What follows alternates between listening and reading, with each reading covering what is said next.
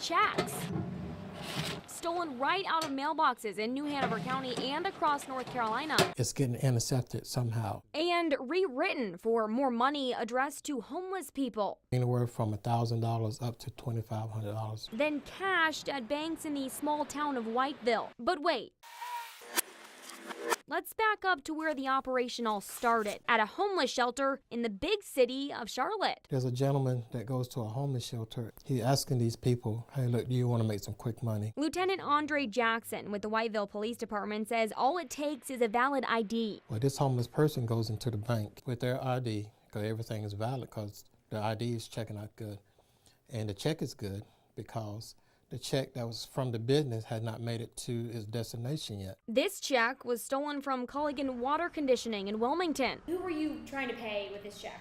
It was one of our vendors. Culligan manager Jackie Lieblein says the check was typed out to the vendor for under $200, printed and then mailed. Someone is intercepting the check before it gets to the business. Lieutenant Jackson says the man behind the operation is reprinting the check with the same check number, account, and routing information, but adding a new recipient. They're putting the homeless person's name on that check. And changing the amount. In this case, that $200 check from Culligan was changed to almost $1,300 and addressed to Leroy Bruce, who then walked into a Whiteville bank to cash it. When they walk into the bank, they have the Bluetooth headset on. Jackson says the con artist is on the other line. He can hear the whole conversation. So if the bank teller does not raise any red flags, he'll tell them, okay, everything is good, go ahead. But if the teller gets suspicious about anything, he'll tell them, go ahead and get out the bank. In Bruce's case, everything was not good. Our bank had called and wanted to know if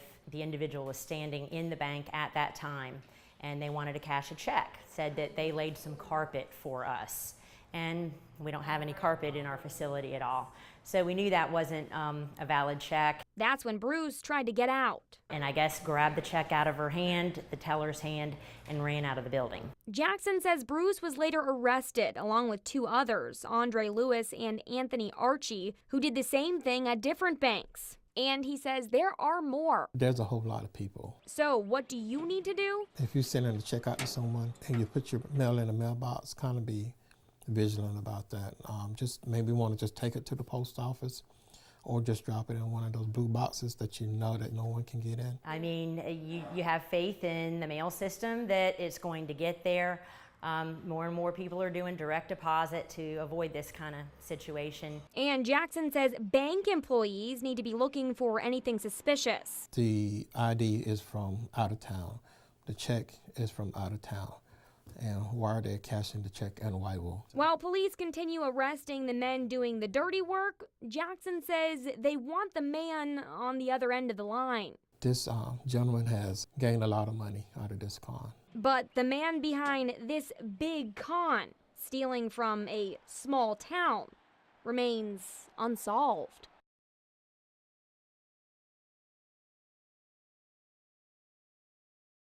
She had that type of, that aura that kids were just drawn to her. Michael Bowen met Charlene Typeins at UNCW long before they both started teaching at Myrtle Grove Middle School. We were both athletes there, and she was a standout basketball player. Bowen later became the health and PE teacher at Myrtle Grove.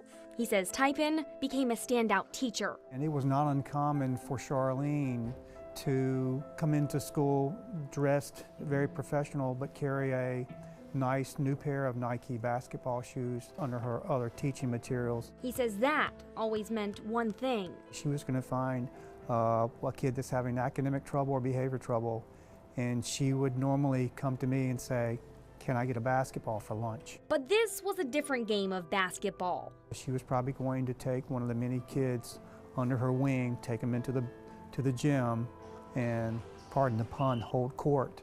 And she would beat up on them in a one-on-one basketball game and then have the life lesson afterwards. On February 27, 1992, Typeins went missing. The last time that she was seen alive, she was heading northbound on Kerr Avenue in the 400 block towards Market Street in her vehicle. Behind her was a blue about a 1990 Mazda 626 four-door. Detectives say that car belonged to Typeins' husband, Oliver. Civilian investigative specialist Jim Westbrook with the Brunswick County Sheriff's Office says the couple was seen leaving their babysitter's house that day. Her car was found abandoned on March the 3rd in a parking lot next to Hillu Market on Princess Place Drive. Then on April 23rd, mowers found her body in this area in Brunswick County.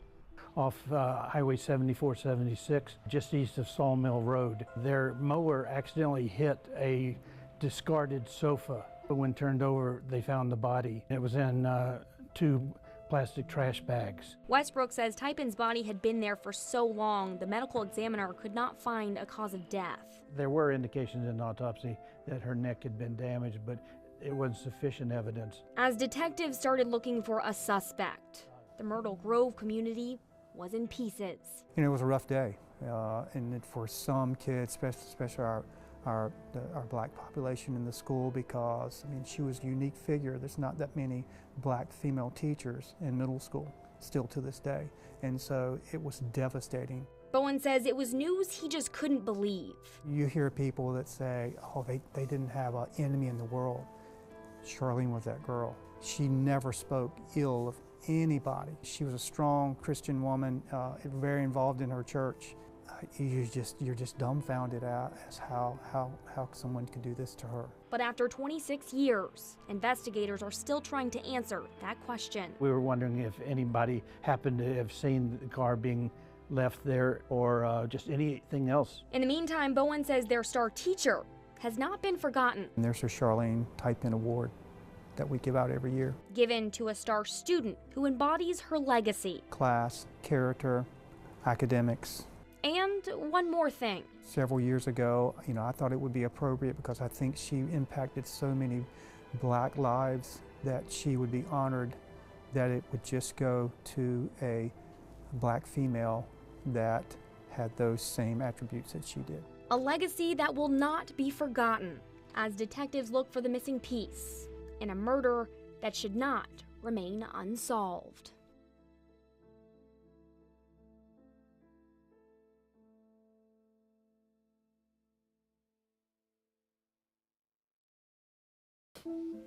I pray for you every night. Every day, Roger Davis lights a candle right next to a picture of his son, Roderick Wright. He loves sports, all kind of sports.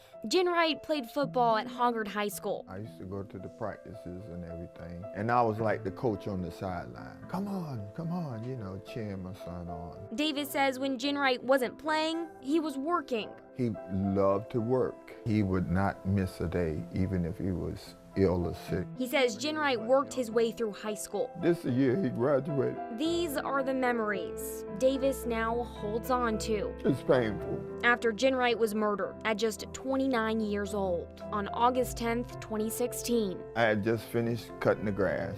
He had just left maybe an hour or two before. Davis says someone was calling his name. He said, you need to go to the hospital because your son has just gotten shot. Detective Kelvin Hargrove with the Wilmington Police Department says they got a ShotSpotter alert near 12th and Ann Street. 6 shots came through on ShotSpotter. Witnesses told police Wright was walking near New Hanover High School. He was just walking down 12th Street when an altercation of some type occurred. Hargrove says Wright was shot and started running before eventually falling to the ground. Officers arrived, attempted to do CPR until rescue arrived. Wright was taken to the hospital. Whenever the doctor came in to tell me about his wounds and everything, somehow I just figured that in my gut that they were going to come back out and said he was dead. His gut was right. They told me he didn't make it. His only child, now gone. I didn't know which way to go, what to think about. The only thing I was thinking about is the last time I saw him walking away. Now, more than a year later, all he can think about are the unanswered questions. We were unable to identify the suspect. Police say the shooting happened in daylight near a high school football practice. It's kind of ironic that all these people that are up there, all these people, and nobody knows anything. Davis says it's part of a growing trend in the Wilmington community. We don't snitch. A snitch is like lower than the scum of the earth. That's how they put it. Snitch. It's a thing that you don't do. Because of the reputation and then the fear of your life. And now Davis fears his life. If they had the audacity to do it in broad daylight like that, there's no telling what they'll do for me. But it hasn't kept him from looking for answers. Somebody knows what went on. He's just waiting for someone to come forward. I wish you could just come to me and tell me who done it. Someone who was there in the final moments of his only child's life. I know God is with you, and God is going to help bring something to justice. So Davis lights a candle every day, as long as his son's death is unsolved. And I'm going to light it until justice prevails. Jane Doe, 1979. She was found on December 8th, 1979, in a then pretty rural area. Woods near what is now the intersection of Hooper Road and Mount Misery Road. She was found by hunters, actually the sons of hunters. The boy who actually found her was only 13. Mary Doncourt, a civilian investigative specialist with the Brunswick County Sheriff's Office, says the coroner believed the woman was about 20 years old at the time. He believed she'd probably been dead for several weeks. Doncourt says they were never able to determine her cause of death, but in 2015, new technology helped detectives draw sketches. When I saw the neck-mech photo, they emailed it to me. I opened it up and it literally stopped me cold. After more than 30 years, Jane Doe 1979 now had a face. I sat for a minute and her eyes were staring out at me. And I looked at her and all I could think of is, "Hello, Jane." It wasn't long after that, Doncourt says, they discovered something else. We found out that Jane actually could have been older. And not just by a few years. We found these two really amazing forensic anthropologists at NC State. Dr. Ross does osteological studies. What she found is Jane was probably between 42 and 55. Doncourt says that also led to new sketches. My first reaction was to start looking for the similarities and to see what we had and what we didn't have. And then another new sketch, laying the first two on top of each other. It was just kind of a wow moment, because it was obvious that the artist had seen the same woman just at different stages of her life. Then Dr. Juarez did an isotopic study on the woman's diet, revealing something even more interesting about the woman who still didn't have an identity. She told us basically Jane was not from North Carolina, had not lived here long enough to have picked up the isotopes. So we don't know whether she was here a day, a week. So where could she have been from? There are several states where these isotopes exist and where she may have lived, and that includes the Midwest. It's Wisconsin, Michigan, West Virginia, Pennsylvania, New York, California. Doncourt says they really don't know much about her, but they do have this. On her left wrist was a Snoopy watch, and that is the only thing that was kind of an anomaly to who she was or what was going on. But after 40 years and putting her pictures and information on national missing persons databases, To date, we've heard nothing. We've had no matches. and even though they don't know who she is yet, Jane was a real person. She lived, she breathed, she talked, she walked, she loved, she laughed. Doncourt says she's not going to stop looking for Jane's real name. Her end should not be without a name in the ME's office for eternity. She should have a name, she should have a tombstone. Because Doncourt says Jane Doe 1979 doesn't deserve to spend another 40 years listed as unsolved. At the very least, she should have her name. You just shouldn't die without your name.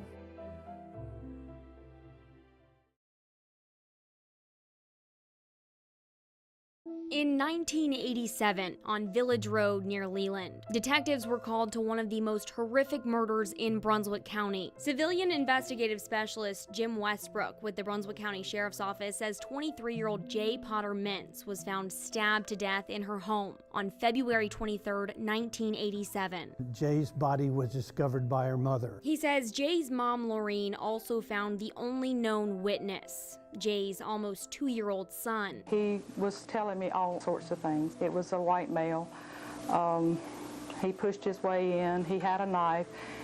He made motion as, he was stabbing her. He apparently saw everything. Now, 31 years have passed, and investigators are still looking for answers. But one thing at the Brunswick County Sheriff's Office has never changed. Phil felt that Jay deserved justice.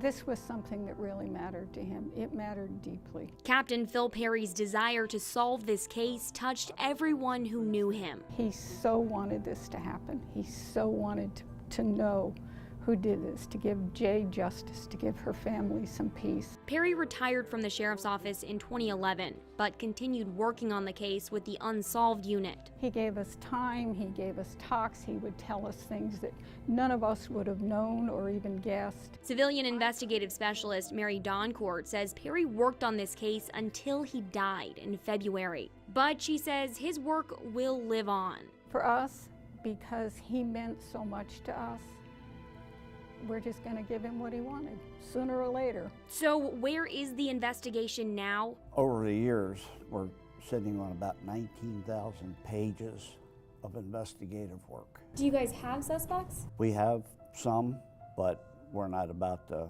at this time, disclose any information relating to them. Is there anything new in the investigation that you can tell me about that's happened in recent years?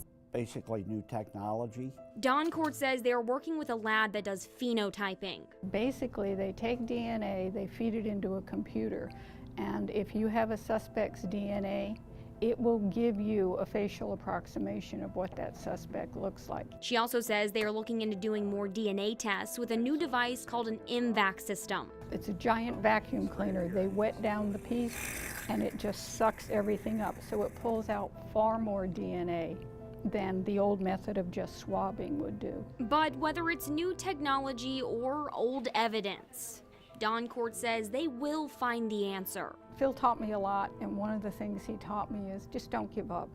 You're going to get pushed away, you're going to be told no, that's okay. There's another string to pull, there's always something. We're just going to keep following that roadmap. And while Phil won't make it to the end of the road with them, Doncourt says he helped them get to the next stop. And that's why they will not stop until they find justice for Jay. If we don't, there'll be other people coming along to do it, but we will find Jay's killer. The killer behind one of the most brutal murders in Brunswick County that remains unsolved.